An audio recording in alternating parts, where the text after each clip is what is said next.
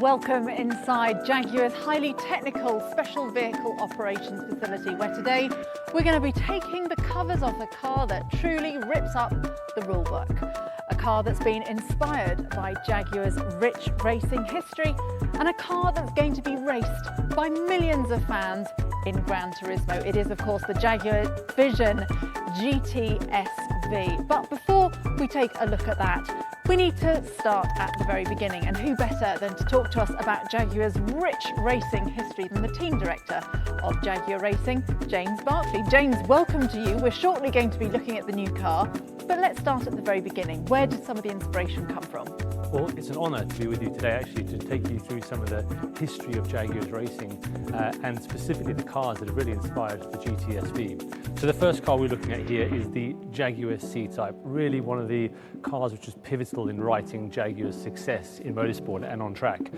The C-Type had a 3.4 litre straight six engine and started to really introduce the concept of aerodynamics, as you can see with this beautiful aluminium body. It had a tubeless steel chassis, so really kind of bringing a lot of rigidity and strength. But what's most important about this car to all of our daily lives today is the first racing car to use disc brake technology. In fact, developed by Sir Stirling Moss and our factory test driver Norman Jewis, we proved that technology on the racetrack, and it's something we all enjoy the benefits of today. So a really iconic car, not only for Jaguar, but for the history of motoring as well. And we then come to the Jaguar D-Type, a really achingly beautiful racing car, and you really start to get the understanding of how we used aerodynamics now in terms of optimizing performance. So making the car fly through the air as easy as possible, reducing the friction of the car through the air, improving top speed, really designed to race at places like Le Mans where you need really high top speed, but achieving a beautiful design at the same time, really just a stunning car. We made this in a long nose and a short nose variant. And like the C-Type, incredibly successful. This car won Le Mans in 1955, 1956, and in 1957 came first, second, third, fourth and sixth. So an incredibly successful car. But one of the real trademarks of the D-Type is this beautiful tail fin you can see here, really introduced for the high-speed straights at Le Mans where you had very fast corners. It helped create more stability, especially in yaw at high speed, and as a result also created a beautiful piece of design on the car as well. But yeah, if you had to have one in the collection, this has got to be right up there. Definitely, yes.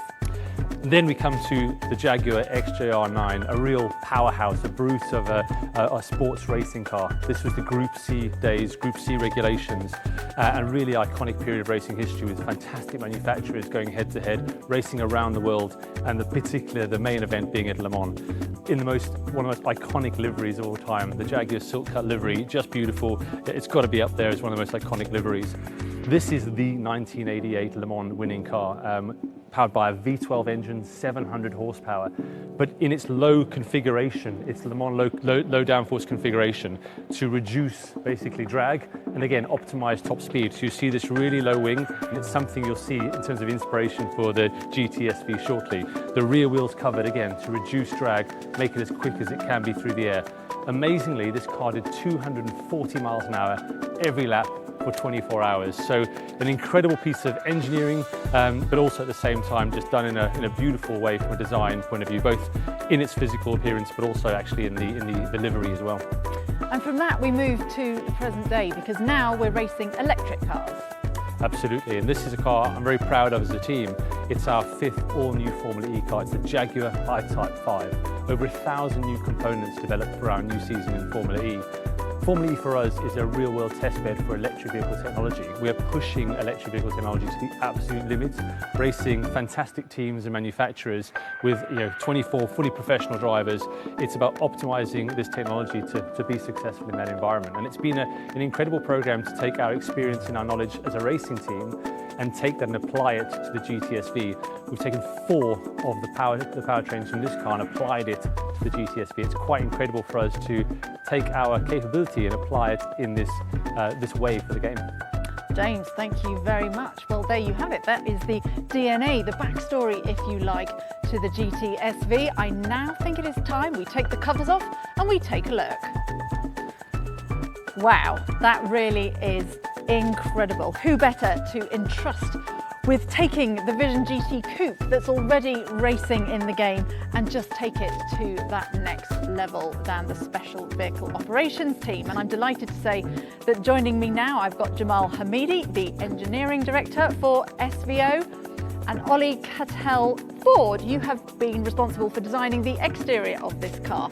Jamal, just starting with you, my goodness, this car is huge. It is, it's absolutely epic, and as wonderful as it looks, the technical specs on this car are really just mind-blowing. It's got a huge, massive lithium-ion battery. It's got 4 motors, one on each wheel, almost 2,000 PS, 3,500 kilowatt or newton meters of torque, 0 to 60 in 1.65 seconds. 1.65 seconds, how could you possibly know that? Well, one of the really cool things is that we have used the same tools that we use in our production cars to develop this car in the virtual world. So whether it's our CFD analysis for aerodynamics or lap time and acceleration projections, we can project the performance envelope of this car fairly accurately. And it must be fantastic for guys like you as well to be involved in a project like this where there are just simply no rules. There's no budgets, there's no racing regulations. It's a dream, and you know, you're really only limited by the creativity inside your brain. And talking of creativity, Ollie, wow, I mean, you have designed an absolute stunning car here. I mean, where did you start with a project like this? Yeah, thank you, Amanda. Obviously, it's a massive team effort to create something like this. And the starting point for this car was the Gran Turismo Vision Coupe that we released last Christmas sort of time. And we just, the first thing we did when that car came out was just play it for hours and hours, probably way too long actually, and really get a feel for how the car turned out in the game. And from that, we then, the car came out, it was launched, and we saw this amazing content created by the gamers. So we had these YouTube videos reviewing this, our last car. And we took all of this, all these learnings, all this feedback, and we wanted to create something even better. And so this is it, this is our endurance race car. And so the key to making this happen, to create this amazing aerodynamics package, was really to get the SV guys on board and do what they do best and make this work in the real world as well as the virtual world. Now, I mean, it's a stunning piece of work, but we can't talk about what the car looks like without mentioning this absolutely enormous rear wing. Yeah, I mean, that's it. That's the first thing you notice from the last car is this big rear wing. And we love this design theme that my colleague Julio created. And it's the idea that you have the sculpture from the body side of the car runs through to the aerodynamics package. And so we took that and we worked with the SV team to actually get these real world aerodynamic sections and make it really work.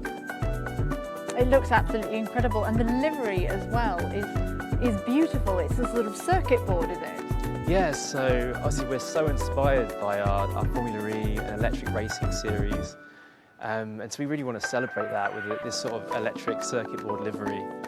And at the same time, it has these links to our heritage.